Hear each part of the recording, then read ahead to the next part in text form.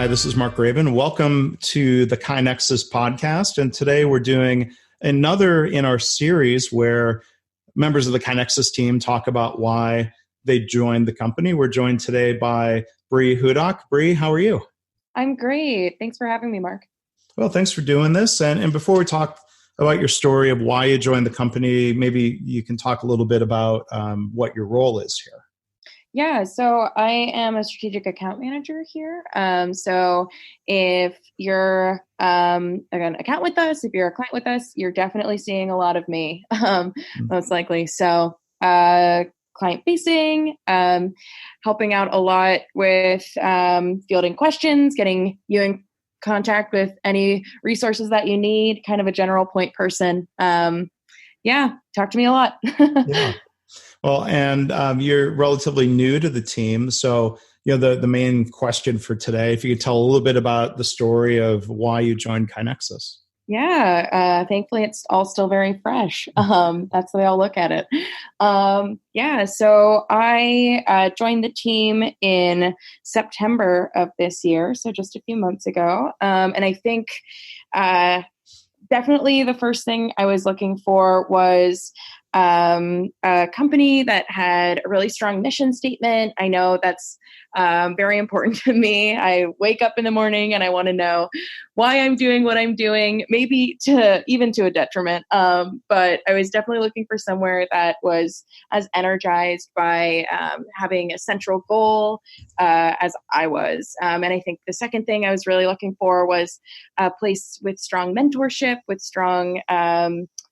a strong growth mindset. I studied psychology back in college, and I was always the most fascinated by this idea of a growth mindset where the idea you can always get better. If you look at things as you're always on a continuum of growth, then you don't have to have anything innately. You just have to decide what you want to learn and work hard at it. And I think I was looking at trying to find somewhere that really believed in that. And I couldn't find a place that believed that more than KaiNexus. Oh,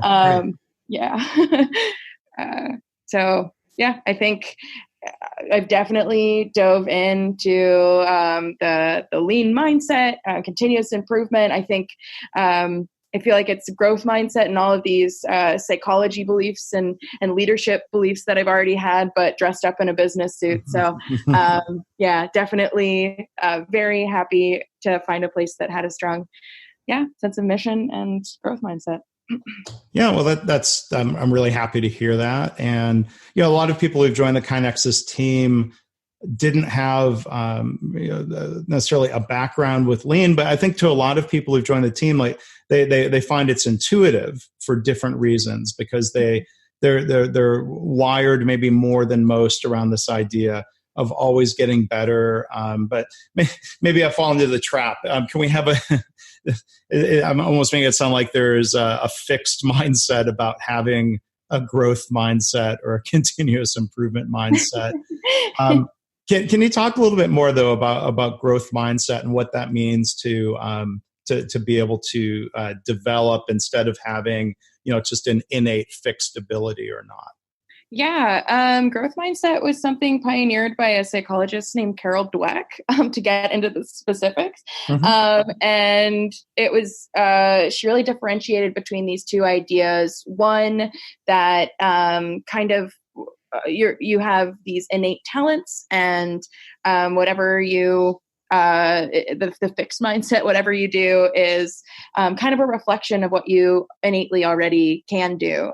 Whereas this growth mindset was really believing that every time you do something, you're getting better at it. And if you have this idea that whatever, perhaps you have to do some sort of performance like a test, if you see a test as a reflection of your talents and what you can do at any point, then that's a fixed mindset. Whereas if you see this test as a reflection of how you're doing today and seeing that feedback as something to help you grow into the future, then that's the growth mindset.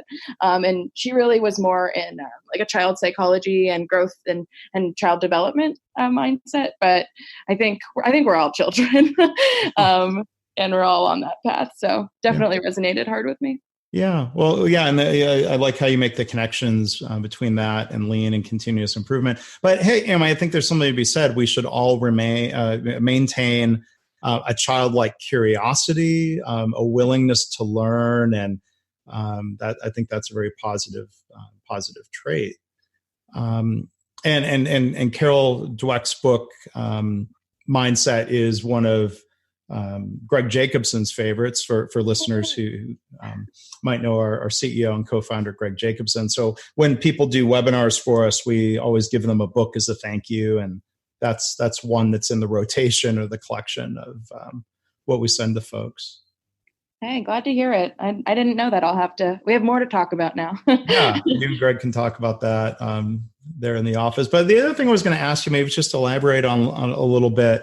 I think it's great that you so value having a mission and a purpose and understanding why. And I think that's kind of a common thread within the KaiNexus culture. But how would you, what's your way of articulating the mission statement of the company in your own words? Yeah, I think what I've gathered and kind of the way I see it in my head that helps me relate it to my own life and people that I know outside of this community as well is I think the idea that everyone deserves to go to work and be pushing themselves and be growing and have their thoughts respected. I think that piece of lean and that respect for people pillar of continuous improvement is definitely the thing that I hold on to the most. I think the whole idea that every person deserves to have a good job and every person and a good job doesn't mean anything fancy. A good job is just being respected and getting to have influence over your environment. And whenever you say something could be done better, you get to go ahead and do that. I think that's the part that I think of every morning when I wake up and I have to go to work. And I think that's also the easiest for me to explain to people that I know in different communities and my family back home. Because I think that's something all of us can relate to.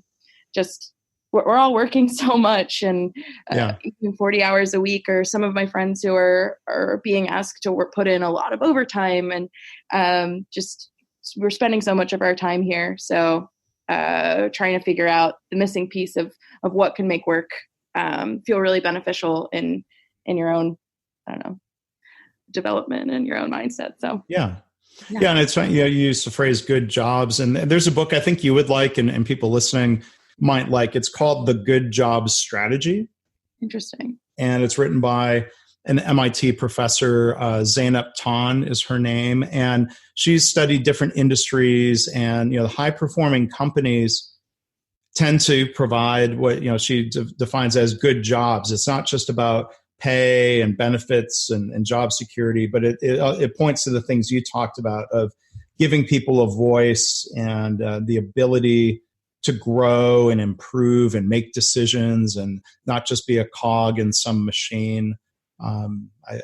That's the direction I think everyone at KaiNexus hopes companies would be moving in, engaging their employees, and that's good for everybody involved. Cool. Thank you for the rec. I'll have to check that out. Yeah.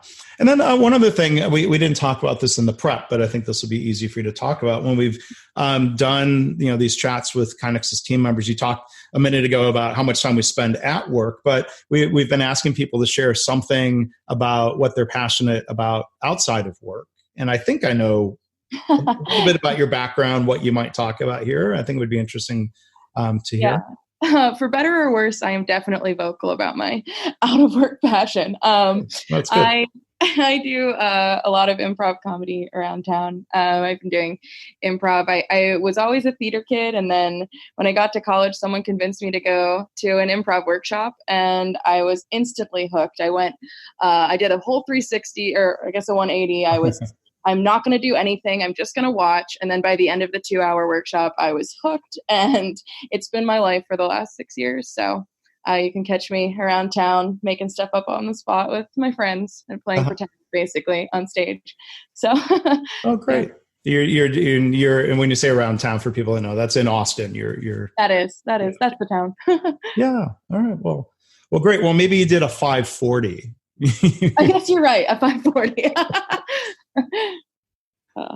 Well, good. Well, it's awesome that you're able to pursue that and do that in Austin, and maybe we'll get to come during a company meeting if it lines up. Come see you perform, or is that too much pressure? Like, no, just keep it at the office.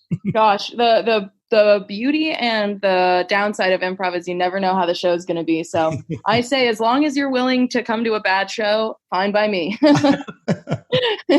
right. Well, good. Well, Bri, thank you for taking some time to do the podcast and sharing a little bit about why you joined the company and how that fits in with your life. It was really great to hear about that. Of course. I really appreciate it, Mark.